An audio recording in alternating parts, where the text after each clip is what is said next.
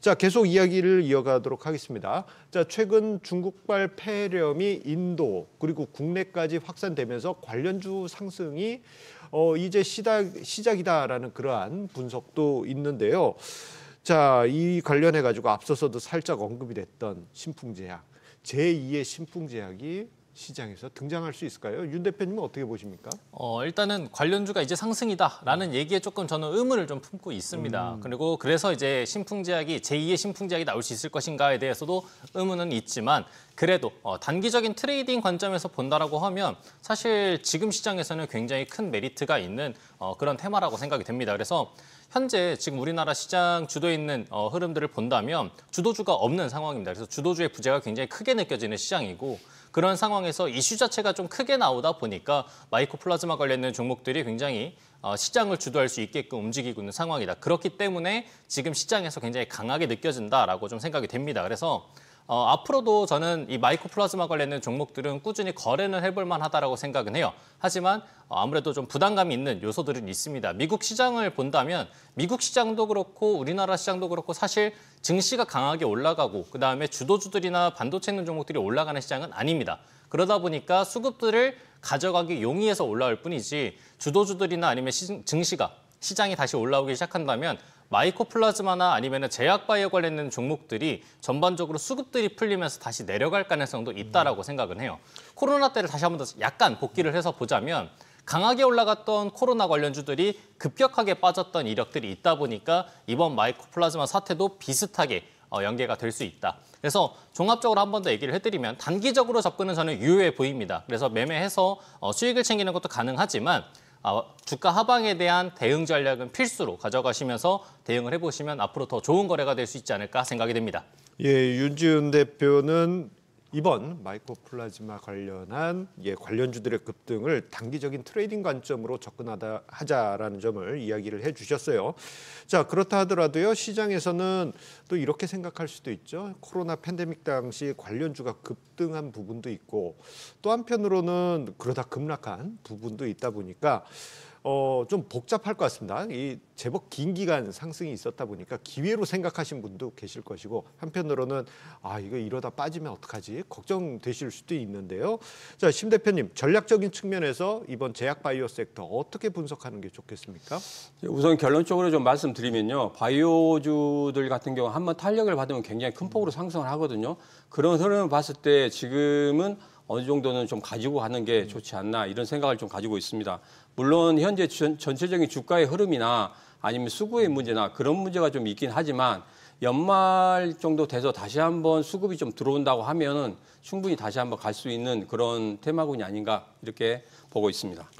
예, 이번에 마이크로플라즈마 관련한 이슈 윤지은 대표와 심종석 대표로부터 이제 이야기를 듣고 있는데요. 자, 우리가 그러면서 제약 바이오 이야기를 하고 있는 그런 상황이죠. 그렇다면 제약 바이오 섹터까지 들어왔으니까 관련한 종목들도 쭉 한번 살펴보도록 하겠습니다. 자, 최근 셀트리온도 그렇고요. 많은 기업들이 신약 개발에 착수하고 있는 그러한 모습입니다.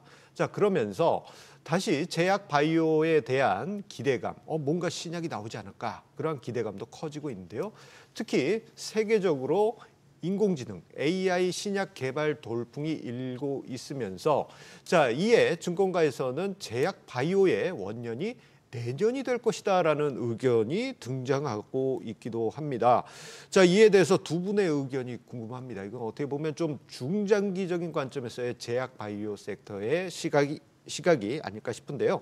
자, 일단 화면상의 왼편에 계신 우리 윤지은 대표님, 제약 바이오 섹터의 이러한 이슈들을 어떻게 보고 계십니까? 네, 일단 AI 관련된 이제 얘기들을 좀 해봐야 될 것 같은데 AI 신약 개발로 인해서 원가 절감에 대한 혜택들이 진짜 어마무시합니다. 사실 신약 개발이라고 한다면 이 금액이 정말 막대하게 들어가는 게 좀 부담 요인인데 AI 신약 같은 경우에는 이러한 부분들을 많이 줄여줄 수 있다. 그렇기 때문에 기대감이 좀 커지는 상황이라 보이는 상황이고요.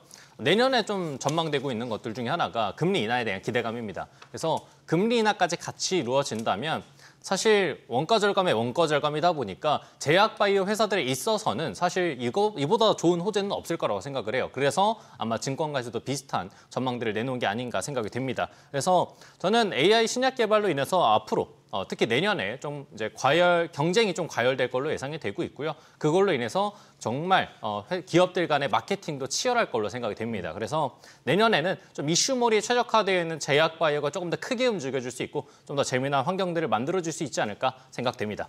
예, 제약 바이오 섹터 변동성이 워낙 크기 때문에 예, 주의할 점도 있고 긍정적인 부분도 분명히 있습니다. 그렇다면 그 안에서 우리가 더 중요한 게 종목 아니겠습니까? 자, 관심 가져볼 만한 그러한 종목 무엇이 있는지 알아보도록 하겠습니다. 자, 우리 윤지현 대표님 이야기를 해주시어 왔으니까 예, 관련 종목까지도 탄력 있게 말씀 부탁드릴게요.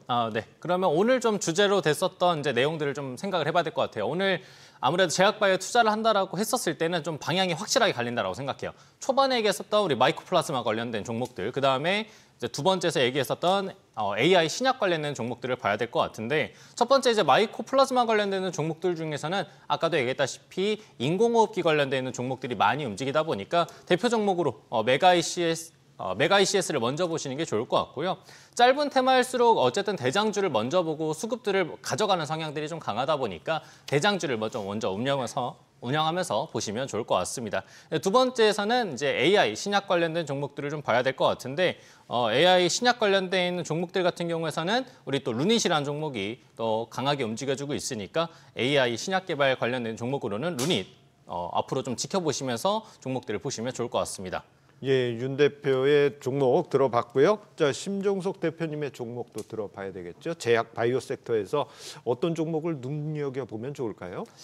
저는 최근에 매출액이나 영업이익이 코로나 이전으로 복귀하는 흐름을 좀 보이고 있는 유한양행을 좀 가지고 왔습니다. 최근 양성 비소 세포 폐암 치료제인 렉나자가 내년 초 1차 치료제로서 건강보험이 적용될 거라고 하는 것과 미국 FDA 승인도 기다리고 있고요.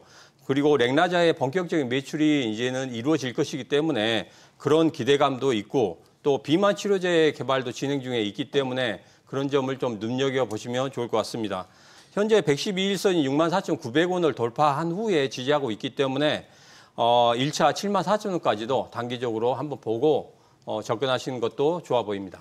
예, 최근에 이제 마이크로플라즈마 이슈로 해서 제약 바이오 섹터가 관심을 받고 있는데요. 이에 따른 전략과 그리고 종목까지 들어봤습니다. 여러분들의 투자에 도움이 됐길 바랍니다. 그리고 주식에 대한 유익한 정보 카카오톡 채널을 통해서도 만나보실 수 있습니다. 백발백중 목요일을 검색하신 후 친구 추가하셔서 다양한 정보 얻어가시기 바랍니다.